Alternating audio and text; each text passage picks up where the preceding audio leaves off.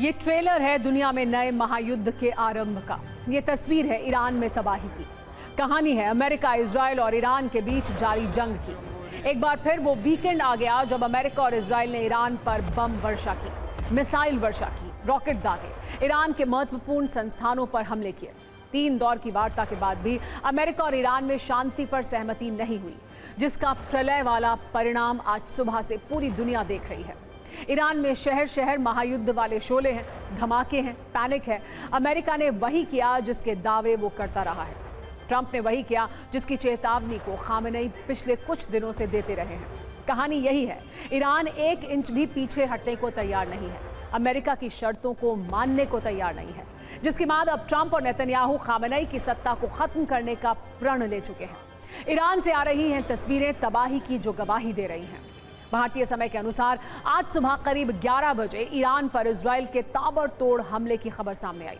इन हमलों से यह भी स्पष्ट है कि नेतन्याहू के टारगेट पर ईरान के सुप्रीम लीडर खामेनेई की सत्ता है। ईरान में चुन चुनकर बड़े सरकारी संस्थानों पर मिसाइल वर्षा की गई है। खामेनेई के घर और दफ्तर के पास हमले किए गए हैं। खामेनेई के ऊपर ऐसी मिसाइल वर्षा की गई है जिसकी कल्पना ईरान ने कभी नहीं की होगी। जिस तरह से हालात थे, सिर्फ जुबानी फायरिंग की जा रही थी। अमेरिका और इजराइल हमले का दावा तो कर रहे थे, लेकिन तारीख तय नहीं थी, दिन तय नहीं था, वक्त भी तय नहीं था।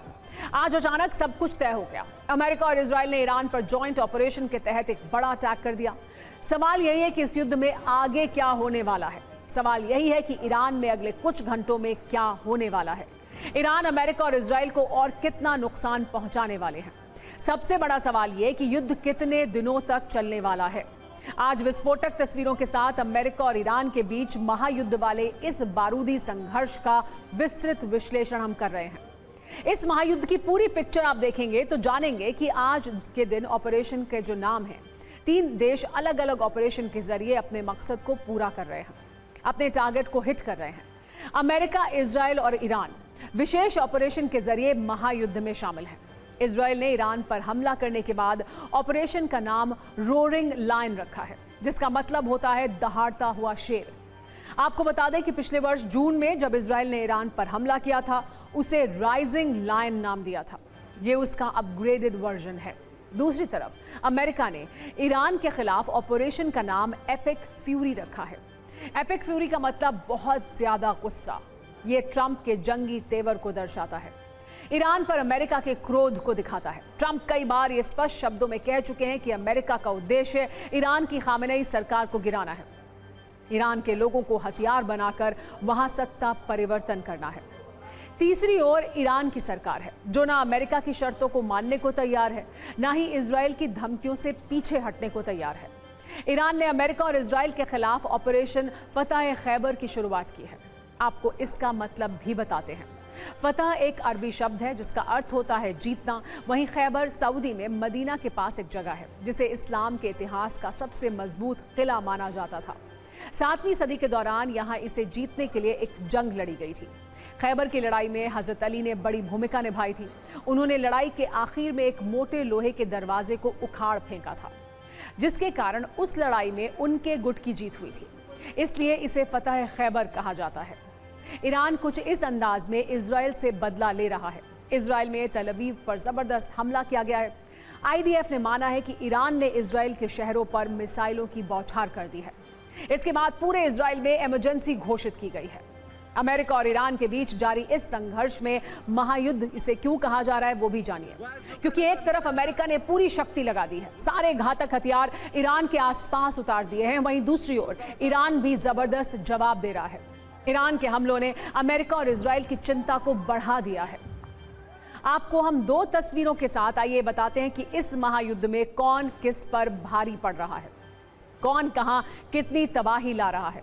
इसकी शुरुआत इजराइल ने हमले से की थी। इजराइल ने फाइटर जेट और मिसाइल से आज सुबह ईरान के कई ठिकानों पर हमले किए, ईरान को भारी नुकसान पहुंचाया। ईरान ने भी जवाबी कार्रवाई में बिल्कुल वक्त नहीं गंवाया। ऐसा लग रहा था कि ईरान की तैयारी पहले से थी। ऐसा लग रहा था कि ईरान पहले से अपना टारगेट लॉक कर चुका था, सिर्फ हमले का इंतजार था। ईरान ने अमेरिका के कई सैन्य ठिकानों पर मिसाइल वर्षा की। इजराइल ने ईरान के 15 शहरों को टारगेट किया। कुछ घंटों के अंदर तेहरान समेत ईरान के इन शहरों में विस्फोट किए। वहीं ईरान ने 7 देशों में अमेरिका के सैन्य बेस को निशाना बनाया। इजराइल के हमलों में ईरान में कई लोगों की मौत का दावा किया जा रहा है। सबसे ज्यादा तबाही दक्षिणी ईरान के स्कूल में हुई है, जहां 51 छात्रों की मौत का दावा किया जा रहा है। 60 लोग घायल हैं। हमले के समय स्कूल में 170 छात्र थे। वहीं दूसरी तरफ ईरान ने बहरीन में अमेरिकी सेना को बड़ा नुकसान पहुंचाया है। कई अमेरिकी सैनिकों की मौत का भी दावा इस वक्त किया जा रहा है। लेकिन इस वक्त जो बड़ी खबर आ रही है युद्ध के मैदान से, वो आपको बता देते हैं। अबू धाबी में एक बार फिर गिरी हैं मिसाइलें। अबू धाबी में कई धमाके सुनाई दिए हैं। अबू धाबी में एक बार फिर देखिए ये जानकारी आ रही है सामने कि अबू धाबी में इससे पहले एक राउंड हमला किया गया था ईरान द्वारा, लेकिन अब एक बार फिर कई धमाकों की आवाज़ सुनाई दी है। बहुत ज़ोर से ये धमाकों की आवाज़ सुनाई दे रही है। अबू धाबी के आसपास के इलाके में रहने वाले लोग, जहां पर ये धमाका हुआ है, वो ये बता रहे हैं कि बहुत ज़बरदस्त धमाके की आवाज़ सुनाई दी।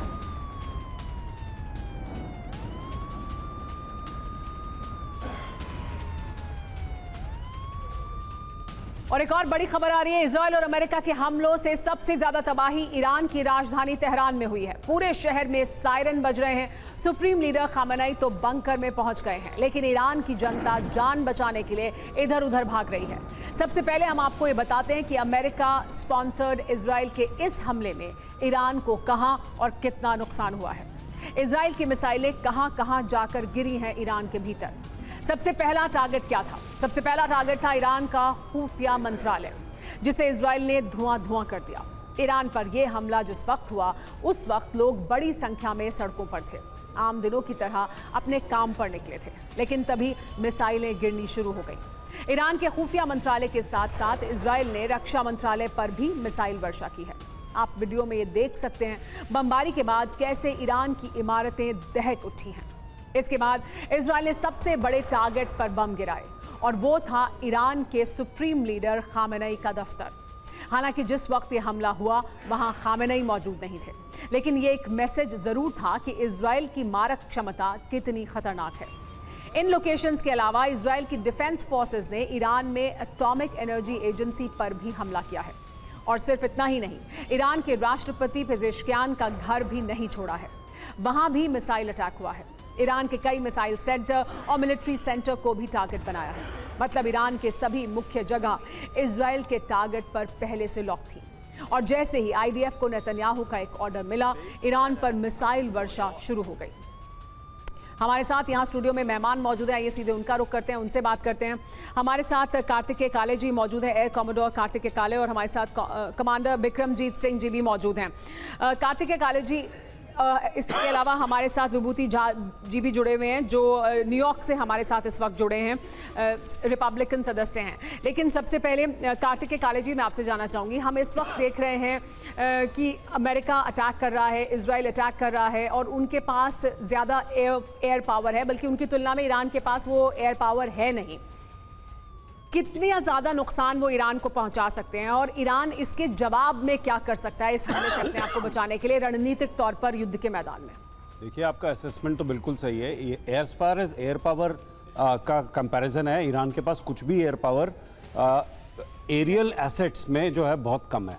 बिकॉज एयर पावर में एक्चुअली आप देखिए तो एयरक्राफ्ट भी होते हैं, एयर पावर में जो हवा के माध्यम से जो दागे मिसाइल जाते हैं वो भी होते हैं, और एयर पावर में आजकल ड्रोन्स वगैरह ये सब एयर पावर का ही पार्ट होता है। तो इजराइल जो ईरान के पास ड्रोन्स हैं, मिसाइल्स हैं, परंतु हवाई जहाज नहीं है, और एयर डिफेंस वेपन्स जो एयर पावर का पार्ट माने जाते हैं वो भी बिल्कुल इफेक्टिव नहीं हुए हैं। वो पिछले सुबह से दिख रहा है।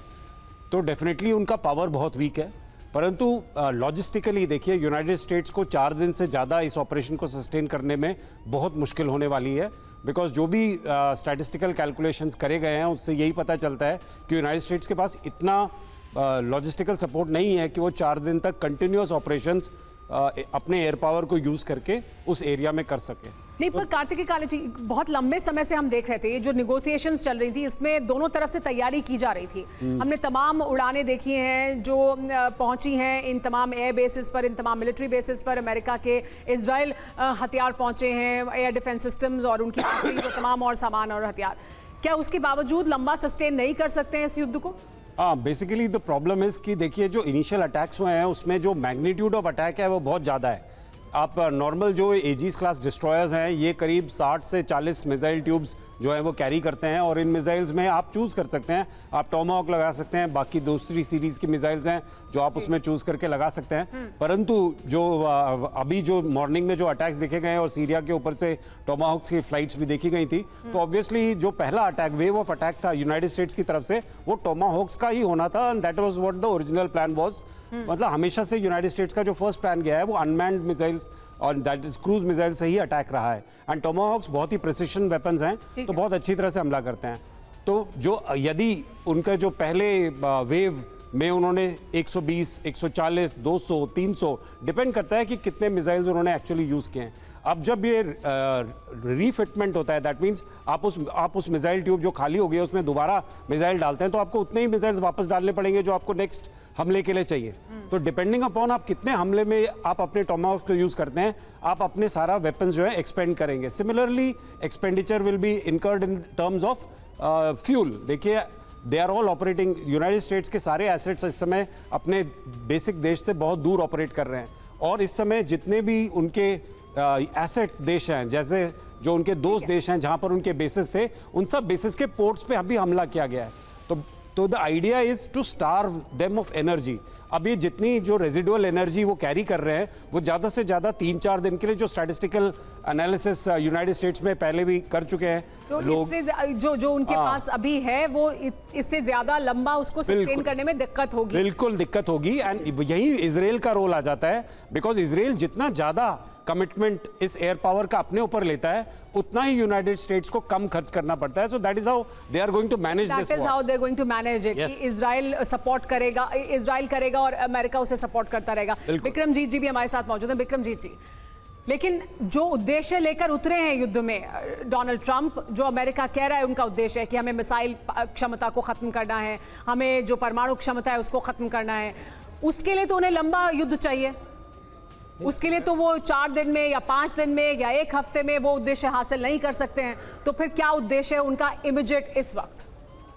नहीं सुमेरा जी, देखिए, हमने जून में देखा था last year operation midnight hammer में, जब अमेरिका ने अपने ऊपर लिया था कि हम ईरान की जो भी न्यूक्लियर पावर है उसको हम ध्वस्त कर देंगे। तो वो जो अटैक्स थे बहुत ही प्रिसाइज अटैक्स थे, और वो अटैक्स के बाद ईरान को सोचने पे मजबूर किया गया था, और वो जो एस्केलेशन था वो हुआ नहीं, और आपने देखा कि कैसे डी एस्केलेशन हुआ, और तब से हम अभी तक हम देख रहे हैं कि बिल्कुल शांति थी।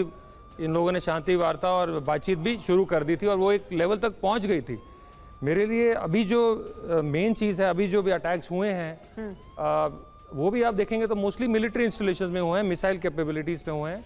ट्रंप साहब कह रहे हैं इस बारी हम सिर्फ न्यूक्लियर ना करके हम पूरी तरह से ईरान की जितनी भी मिलिट्री कैपेबिलिटी है उसको ख़त्म करना चाहते हैं, और इसके लिए वो तैयारी करके मैं यही कह रही हूँ कि ये करने के लिए बहुत लंबी लड़ाई लड़नी पड़ेगी। बिल्कुल सही कह रहे हैं आप सुमेरा जी, इसके लिए टाइम लगेगा, और आपने देखा होगा कि जैसे कॉमोडोर काले ने बताया कि Israel is a partner, plus America अपनी वॉरशिप्स वगैरह लेके, वो अपनी एयरक्राफ्ट फ्लीट लेके, अपनी कैरियर बैटल ग्रुप लेके, उसके बावजूद ये एक लंबा युद्ध हो सकता है अगर वही उद्देश्य वो हासिल करना चाहते हैं जो वो कह भी रहे हैं।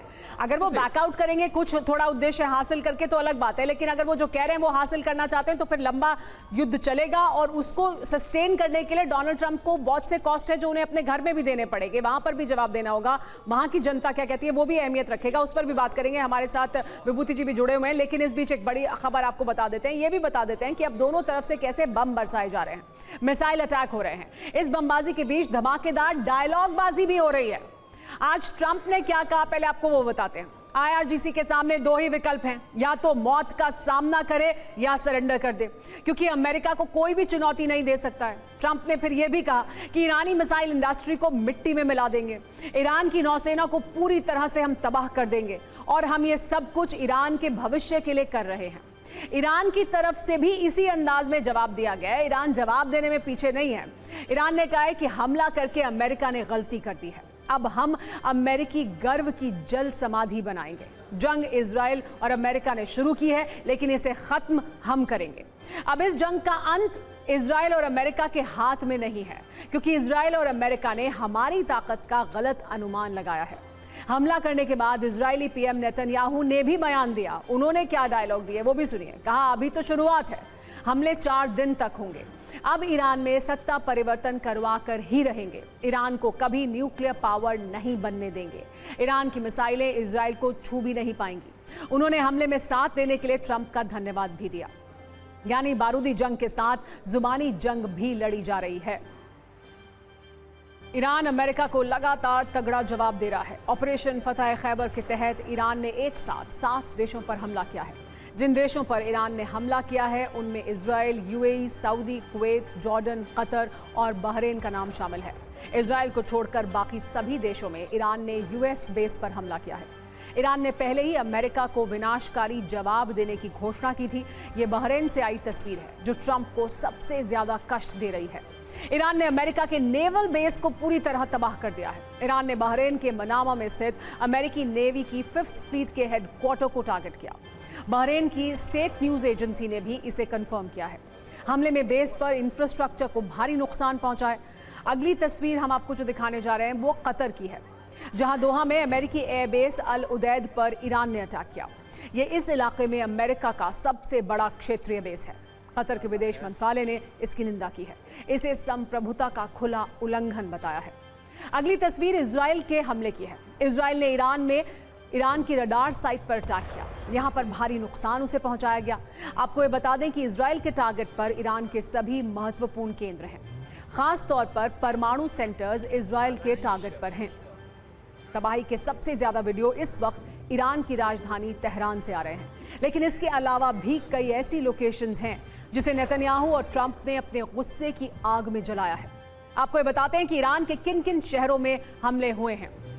तो देखिए, हम आपको आइए दिखाते हैं कि कहां कहां हमले किए गए। ये ईरान का नक्शा है और ईरान के इस नक्शे में आप देख सकते हैं वो तमाम अहम शहर जिन्हें टारगेट किया गया है।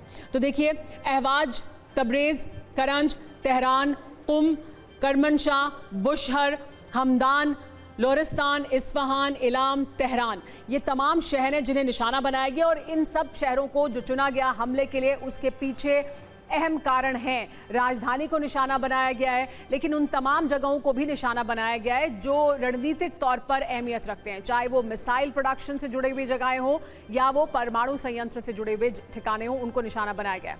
हमारे साथ विभूति झा जी जुड़े हुए हैं, न्यूयॉर्क से हमारे साथ जुड़े हैं। विभूति जी, एक बड़ा सवाल यह है कि डोनाल्ड ट्रंप ने साफ किया है कि उनका क्या उद्देश्य है जिसके साथ वो इस युद्ध में दाखिल हुए हैं, लेकिन अमेरिका के भीतर, वहां लोगों के भीतर क्या प्रतिक्रिया इस युद्ध को लेकर? क्योंकि डोनाल्ड ट्रंप खुद लगातार ये कहते रहे कि वो युद्ध शुरू नहीं करेंगे, वो युद्ध करवाना नहीं चाहते हैं, इसी उद्देश्य से वो सत्ता में आए थे, लेकिन वो 7वें युद्ध में दाखिल हो चुके हैं।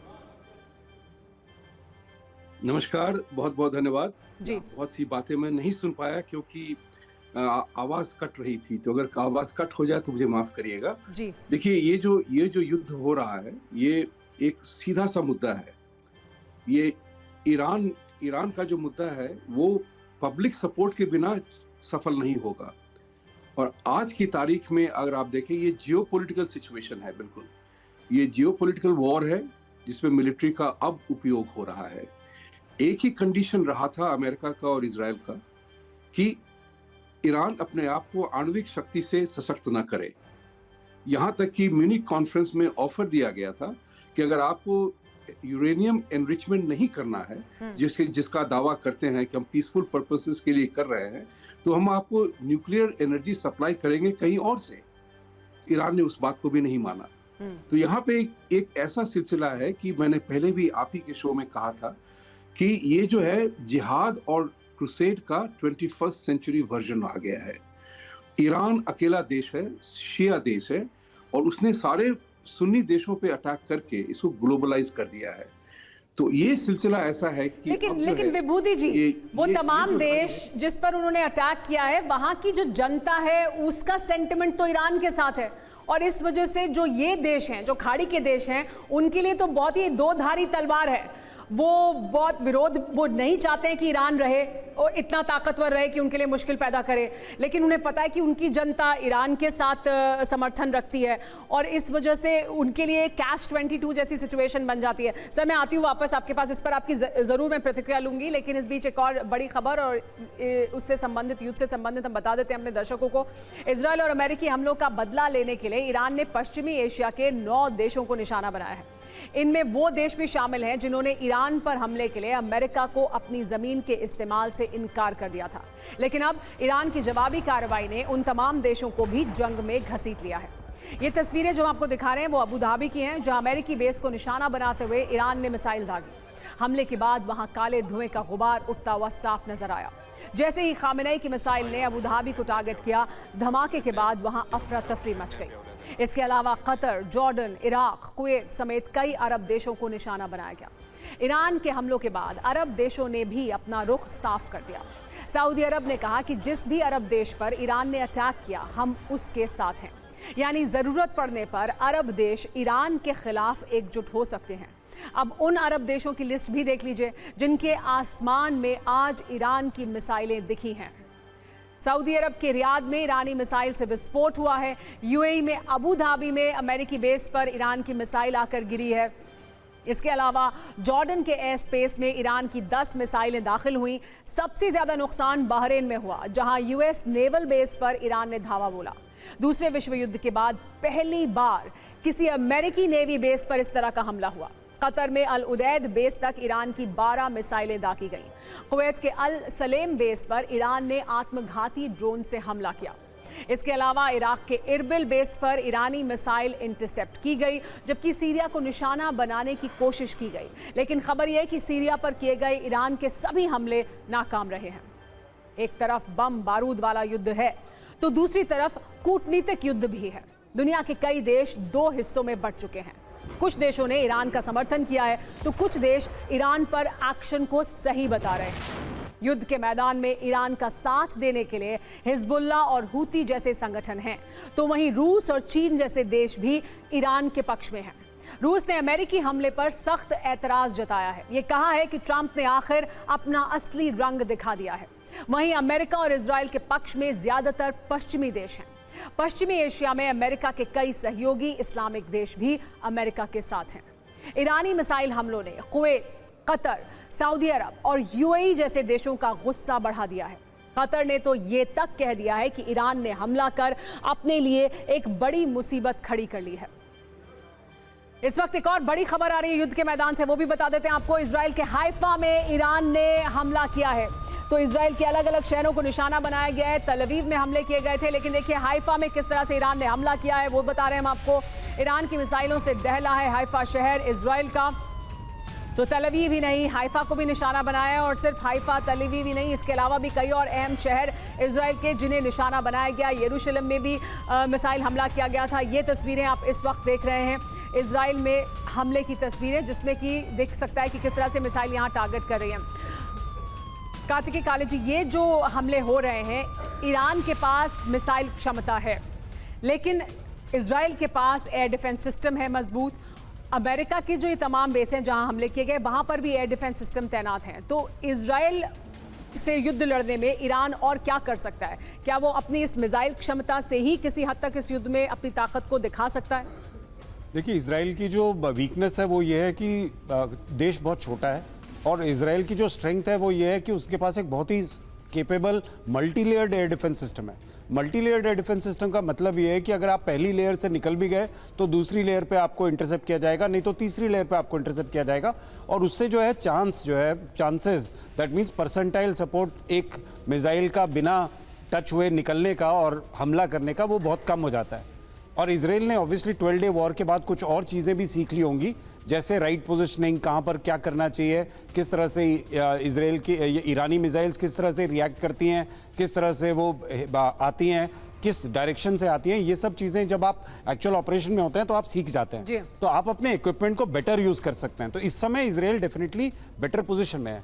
और देखिए, ये तो 100% श्योर है कि जून के बाद इजराइल ने अपना प्रोडक्शन जो है इतना बढ़ा लिया है, और अमेरिका वगैरह बाकी देशों से आयुध इतने ले लिए हैं कि वो अपने आप को इस लड़ाई में सस्टेन कर सके। जी हाँ, बिल्कुल। अब रही ईरान की बात, तो ईरान ने जो है अपनी टेक्नोलॉजी मिसाइल्स में इंप्रूव करी है।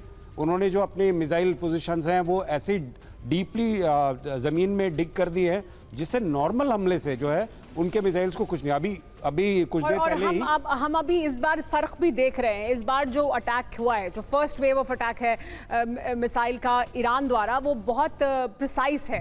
बिल्कुल वो उस तरह का नहीं है जैसे हमने पहले देखा था। उन्होंने भी सीखा है लगातार जो वो हमले कर रहे हैं उससे। बिल्कुल, बिल्कुल। और इस बार जो उनका मिलिट्री बेसिस पर अटैक है वो प्रिसाइज है। सर, मैं वापस आपके पास आऊंगी। इस बीच और एक खबर बता देते हैं।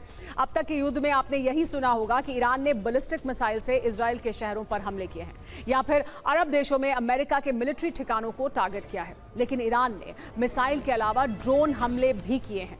ईरान की तरफ से सैकड़ों ड्रोन दागे गए हैं। आपको यह भी बता दें कि कैसे ईरान मिसाइल के साथ साथ अब ड्रोन प्रहार भी कर रहा है और किन किन हथियारों से नुकसान पहुंचा रहा है, आइए वो आपको बताते हैं। मिसाइल की अगर बात करें तो ईरान के पास सेजिल जैसी खतरनाक मिसाइल है। वहीं ड्रोन की अगर बात करें तो HESA गाजा 149 ड्रोन का भी इस्तेमाल कर रहा है। इसके अलावा फतेह मिसाइल है और आरश-1 ड्रोन है ईरान के पास। ईरान इमाद मिसाइल का इस्तेमाल कर रहा है, साथ में आरश-2 ड्रोन का भी इस्तेमाल कर रहा है। इसके अलावा कद्र, खैबर, शहाब 3 मिसाइल है और शाहिद ड्रोन है जो नेतन्याहू और ट्रंप की चुनौती को बढ़ा रहे हैं। ईरान का पूरा अटैक प्लान उसकी मिसाइल शक्ति पर ही टिका है। ईरान के पास बड़ी संख्या में बैलिस्टिक मिसाइल हैं। ईरान की इस मिसाइल शक्ति के बारे में भी आप जान लीजिए। ईरानी मिसाइल बेड़े में गदर जैसी विध्वंसक मिसाइल मौजूद है जिसकी रेंज करीब 2000 किलोमीटर है। यानी इजराइल के सारे शहर और अरब देशों के सारे अमेरिकी बेस उसकी रेंज में आते हैं और इसी वजह से अमेरिका लगातार कह रहा था कि आप अपनी मिसाइल की रेंज को कम कीजिए, जिसके लिए ईरान तैयार नहीं था। इसी तरह पावे मिसाइल की रेंज 1650 किलोमीटर है। बात अगर फतेह 2 मिसाइल की करें तो इसकी रेंज 1400 किलोमीटर है। ईरान इसे अपनी सबसे भरोसेमंद मिसाइल मानता है। हज कासिम मिसाइल की रेंज भी 1400 किलोमीटर ही है। इजराइल को सबसे ज्यादा खतरा सेजिल मिसाइल से है। इसकी रेंज 2500 किलोमीटर है। वहीं इमाद मिसाइल की रेंज 2000 किलोमीटर है। साहिब 3 मिसाइल भी 2000 किलोमीटर तक अपने टारगेट को तबाह कर सकती है। ईरान के पास कई अंडरग्राउंड मिसाइल सिटी हैं जहां इन मिसाइलों को सुरक्षित रखा गया है। जैसे ही इजराइल की तरफ से हमला हुआ, ईरान ने मिसाइल स्ट्राइक से जवाब दिया। विक्रमजीत जी, ये जो क्षमताएं हैं वो हम दिखा रहे हैं, लेकिन उसके बावजूद ईरान की क्षमता अमेरिका जितनी नहीं हो सकती है। जितनी इजराइल की ताकत है उतनी ईरान की ताकत नहीं है। फिर भी क्यों हम ये कह रहे हैं, क्यों नेतन्याहू ने भी जब बयान दिया तो कहा कि हम 4 दिन हमला करेंगे?